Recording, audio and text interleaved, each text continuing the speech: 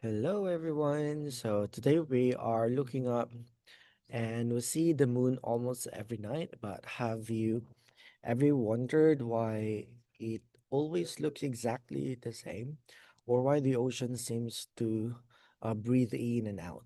So today we are diving into the mechanics of the moon, its impact on our water, and the geometry behind celestial shadows.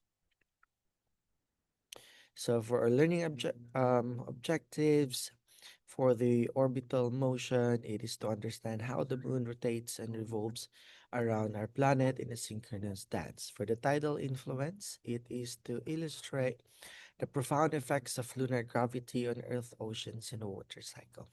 And lastly, the eclipse dynamics. It is to explain the geometric reasons why lunar eclipses occur more frequent than solar ones.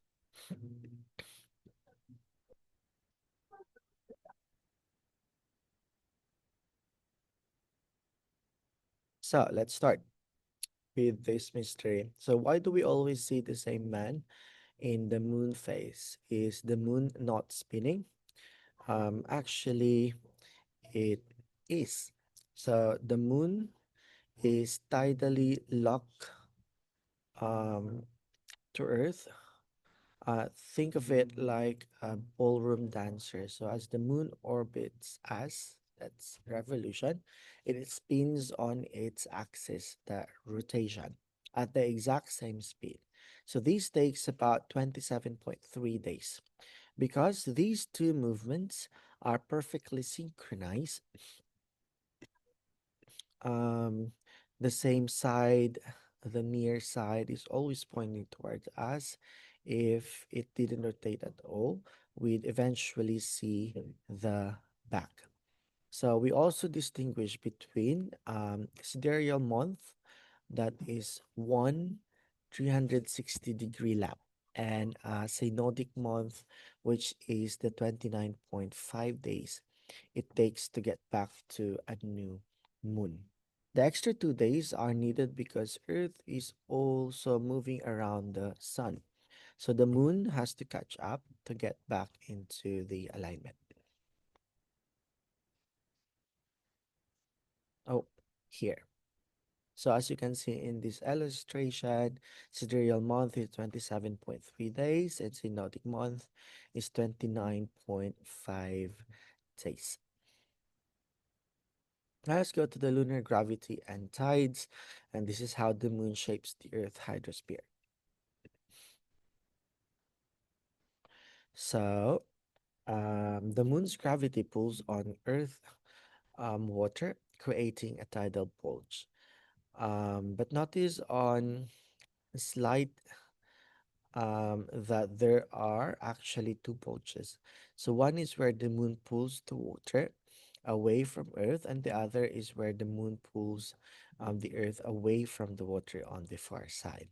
So this is why we have high tide and low tide. But the sun also plays a role during a spring tide, that's a new and full moons. The sun and moon team up to pull in a straight line, creating extreme tides. During a nip tide, that's a quarter moons, they pull at right angles, partially canceling each other and giving us a moderate water levels. So spring tides and then the nip tides.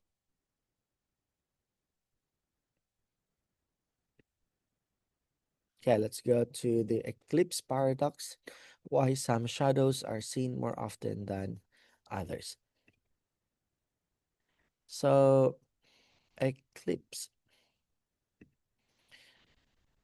You've probably heard people get much more excited about the solar eclipse than a lunar one. Why? Because solar eclipses are rare for any single person to see. Look at the bars on this slide. Oops.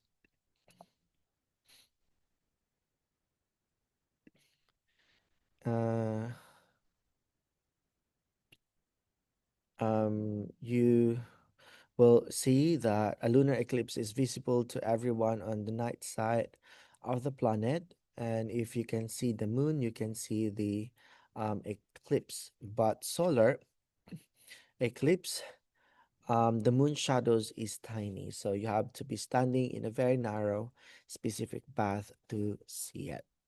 Furthermore, um, the geometry in this slide is Earth is huge compared to the moon. So it's much easier for the moon to stumble into Earth's massive shadow than it is for the moon's tiny shadow to hit a specific spot on Earth. So it's like trying to hit a target with a hula hoop versus hitting it with a toothpick. So in conclusion, the moon is not just a night light, it's a dynamic partner that dictates our calendar, moves our ocean, and creates spectacular light shows. So that is the lunar experience. For any question, you can send me a message, and or we can have the discussion of it on Monday. We will meet on Monday. Thank you. Goodbye.